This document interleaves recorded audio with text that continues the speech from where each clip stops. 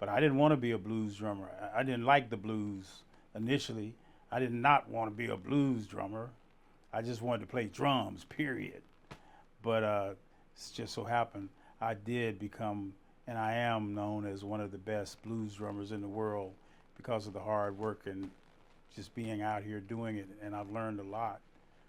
It's a good feeling. But as I said before, I didn't want to be a blues drummer. I didn't want to become a blues drummer because anything I ever saw that showed blues represented black people being pounced on, kicked in the behind, and yes sir, boss, no ma'am, step and fetch it kind of stuff. Blues always seemed something to be embarrassed about. I didn't like it because of that. As a little kid growing up and seeing black people doing before the civil rights movement, I mean, I'm 67 years old. I grew up August 12th, 1955. And growing up as a kid, when you see grown people, black people being afraid of white people and all of the stuff that America has done to our race, it's very difficult to look at that and grow up like thinking, wow, that's so nice. It was not nice to me, and I was just a little kid. So anything that represented that I saw made me feel embarrassed and weak. So I wanted to be a funketeer. I wanted to play funk and soul, but anything except some, you know, that kind of thing. I just didn't like it. The reason I became the way I am about the blues, I love it, and I'm so proud of it, because B.B. King gave me a speech. That's what we call, getting getting your ass chewed.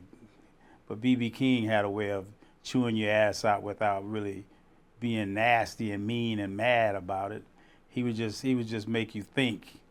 And so here's what happened.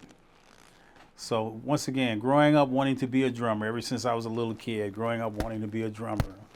Loved drums. That's all I ever wanted to do was play drums. Just play the drums. Be a drummer. Be a successful drummer. That's all I ever wanted to do. That's all I wanted.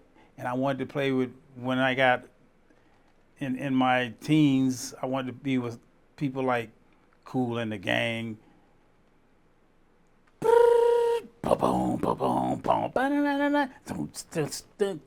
Can't get enough of that funky stuff, that kind of thing, okay?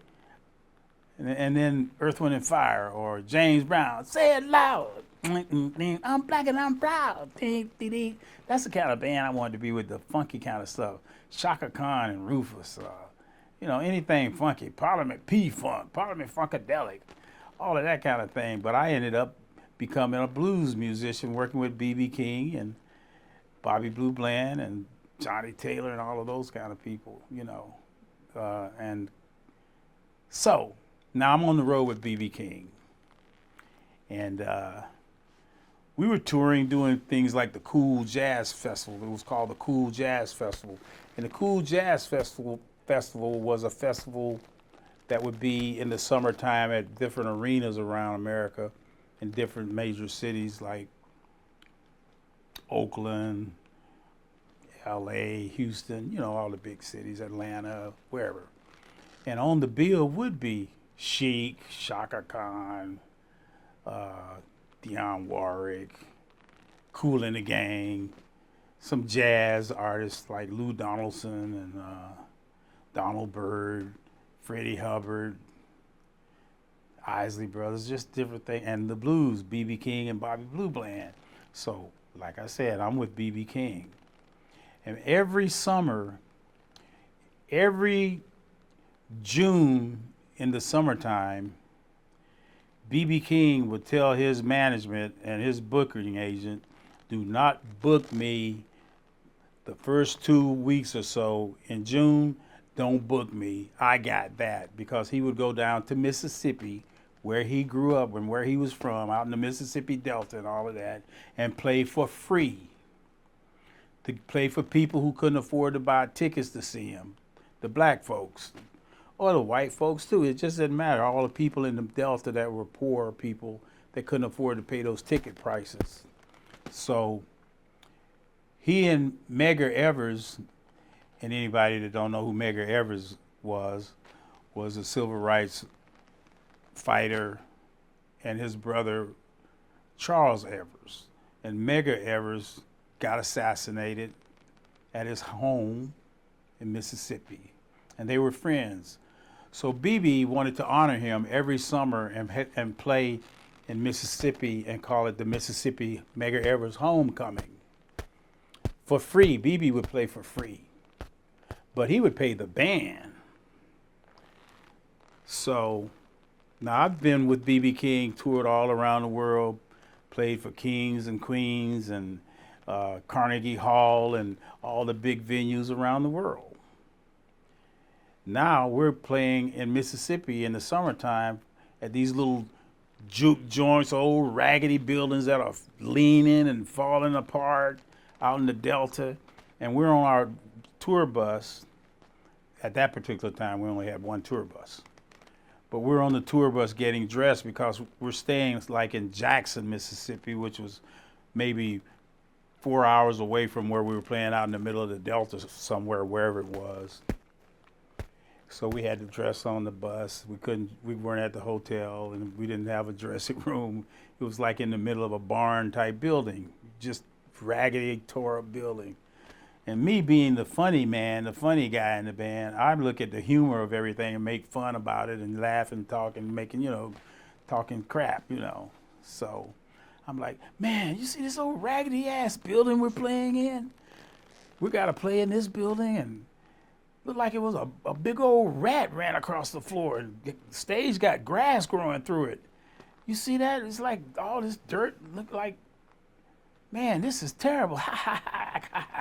And I'm making fun of it, just laughing, and the band's laughing, and I'm just being Mr. Entertainer for the band and just telling jokes, having fun like I do, enjoying myself, trying to, be funny.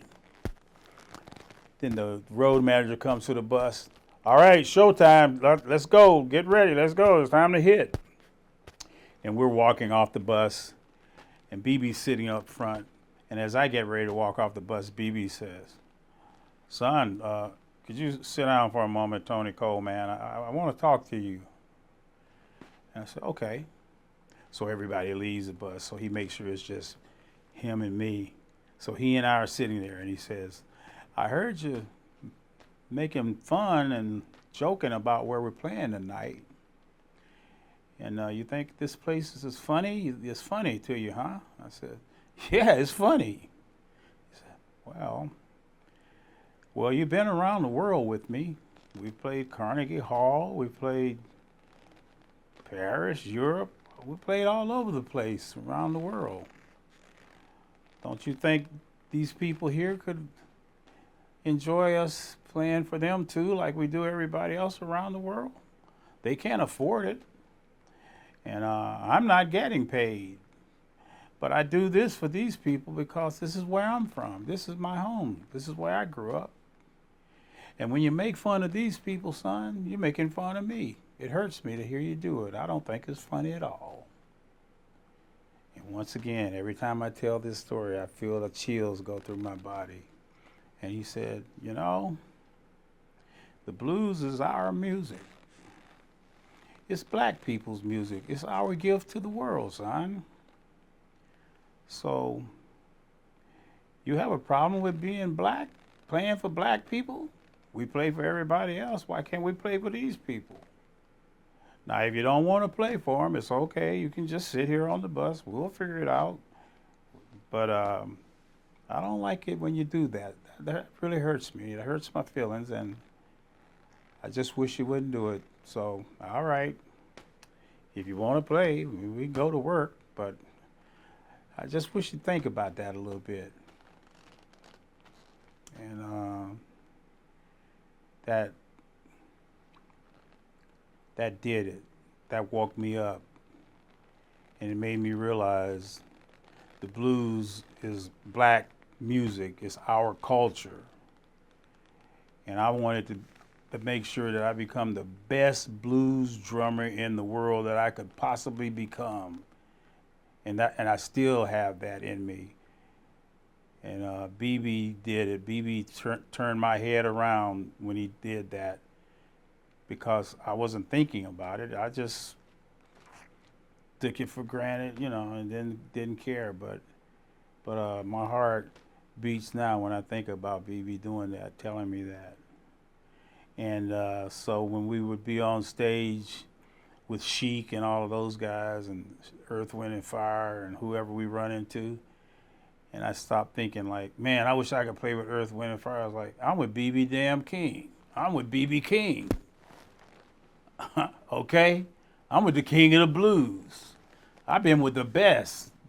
Not only BB, Albert King, Bobby Blue Bland, everybody. Can't think about them right now, but they're there. Well, and most of those people are dead and gone right now.